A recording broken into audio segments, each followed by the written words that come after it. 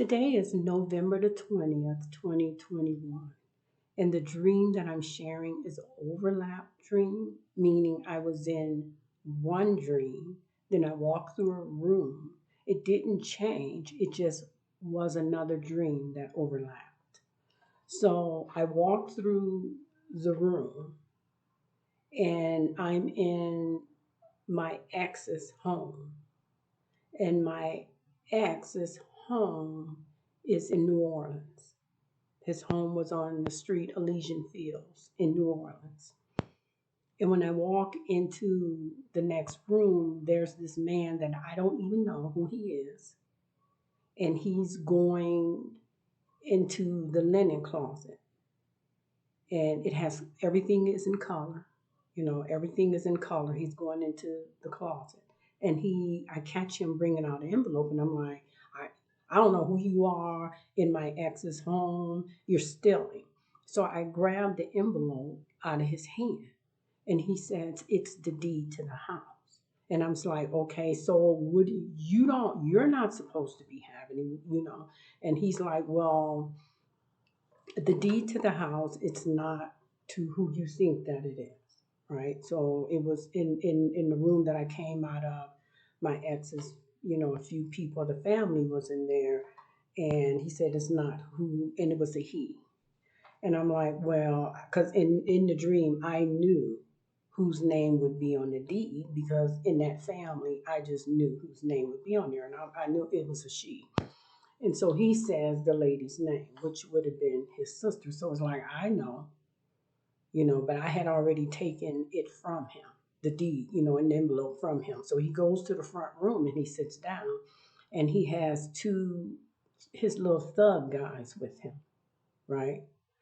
And so all of the guys are Caucasian. I don't know what background Caucasian, but I go, and if I'm black in the dream, it didn't show that, but I'm looking at them.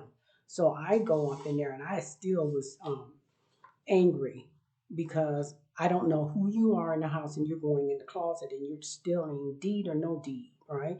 So I just was angry. So I went up there, and I don't know what the commotion was, but some kind of way he was up, and I took him and I body slammed him, and I just kept bamming him down. His leg was hurt, and he was hurting, and I could see it. And the two guys, I just knew they were going to come and jump me, and I didn't care, because these were bad guys in this house, right? I didn't care. Neither one of them got up. Just one was sitting on one side and the other was sitting on the other side, and the guy was down there in pain. And all of a sudden, I felt horrible. I felt horrible about my reaction and how I acted and what I just did. And I told him that I was sorry, and I helped him up, right? And then that scene changed. And so then I'm outside of the house, and I don't see these guys.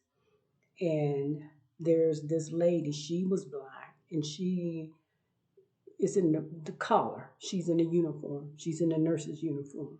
The uniform color she was wearing was blue, and she was going to work. And at that time, I knew it was the apocalypse, because everything all around us was black and white, gray, black and white. You know how it looks, just worn down. Something, a big disaster had came, and just all the building, the destruction, everything was worn and just destroyed, black and white. But yet she was in color, and she was walking away. And I was like, where are you going? And she said, well, she had to go to work. And I'm like, because I knew in the dream it was the apocalypse. And I'm like, well, why are you doing that?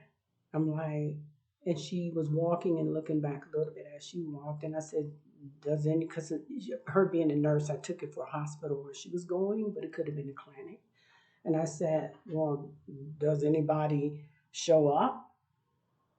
And she just kind of looked at me and turned around and left. And I knew that answer meant no, no one shows up. And I was just standing there looking at her. So then that scene changes. and I don't want to get lost. But then I'm back at the car. There's a car out there. Now I have some conflict even before I'm bringing, to make this video, before I'm bringing this presentation to you on the color of the car, because the car has a burst of color. So I approached this car, and right now I'm going to go with what's in my spirit and say it was a blue. And that was the conflict was when I first woke up, I thought it was red because my car was red. I was saying interesting because my car is red, maybe in the dream was red. And then later on, right before bringing it to you, I was saying no, it was blue. So right now I'm going to go with blue because that's where the leading is, and that's what I'm going to do. But I could see the color of the car because everything was gray, black, and white, just destroyed. You know how movies do. And the three guys that was in the house were sitting in the car. And the guy that I slammed down was behind the driver's seat. And the other two thugs were sitting in the back. And so again, I walked up to him and I said, the car is light blue. I can see it now. I'm like, I'm sorry. And he said, it's okay. And, everybody in the car, they were looking at me and they were just fine. It was okay. And so then when I turned around and I turned back, the car was red. And here is why there was a turbulence with me in the car. And there's another guy sitting in the car. And we were talking about how, I don't know where the other guys went. I think that's what that conversation was. But then I don't think he was one of the three. And then I looked at him because, and I was like, well, one thing about it, because everything just being a rat, just desolate, if that's the proper word, if I can pronounce it right.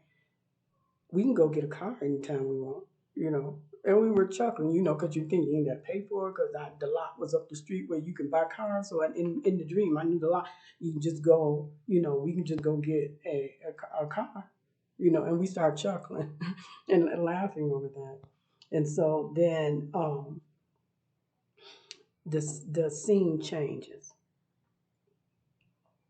And then I'm walking down the street. And then there's this little girl was a black girl because she had her little afro and everything like that. And I was conversing with her just briefly, And so we were in the street, and then I don't know what it was, but she was leaving. She had to go, and I can tell that you're going to run in there and say something horribly and nasty about me. So I didn't say anything to her, but when she went in the building, I went behind her. I mean, everything was just destroyed, the streets. They were holding up, but they were in bad shape, right? But so I went in the house. I had to get really close to her because whoever she going to run to say something horrible about me, I wanted to be there. And she gets in there, and the other girl that she approaches was Caucasian, and they were really close friends. They were a connection there. They were friends. They were surviving together. And she turned around and saw me, but she just went to just tell her what she was gonna say, and it had nothing to do with me. I'm standing there looking at them going, so I did it again, right? So then I leave, and I continue on, and I'm in the street and I'm crossing over to the other side. And as I cross over to the side, I look, but in the middle of the street, remember everything is black and white, and then there's burst of color where I'm to see the color. So the little, it was a stand where vegetables were on the stand, and it was in color. And I just happened to look back and see it as I just crossed over. And the guy was coming. He's, everybody's clothes are not the best of shape, raggedy. The best that you could do. The hair is dirty. We're all dirty, because of everything. We're survivors. And so he walks up to the vegetables, and I'm looking at him. I just know that is not yours. And he walks up there, and it was nice, healthy, beautiful vegetables. And I know he's just going to, it wasn't like a whole lot. It would be like 2, 3 cucumbers, some vegetables down here, whether it be potatoes or onions. It wasn't that, like no more than 3 or 4 of each. And I know once he walked them, he was picking it up, and then he put that one down, he picked up, he's going to clean them out. because the Times girl, the Times guy, he's gonna clean them out. And so he picked up a big cucumber and then he walked away. And I'm like, oh, I did it again. So then the end, and I think I've hit everything that I was going to hit. I told you about the nurse, I told you about the thugs, I told you about the sense of humor, and I told you about the girl, and I just told you about I call him the thief. And so we'll go with the end. And then the end, I come back to the house that everything was in. And the guy, as I'm walking to the house, approached me and says he was looking, he gave me the note. And on there, he was looking for such and such. Well, I knew this lady he was looking for was in this house. And I said, oh, come with me. So we go inside the house. I'm looking at the time, I gotta rush now. May have to do it over, it's too long.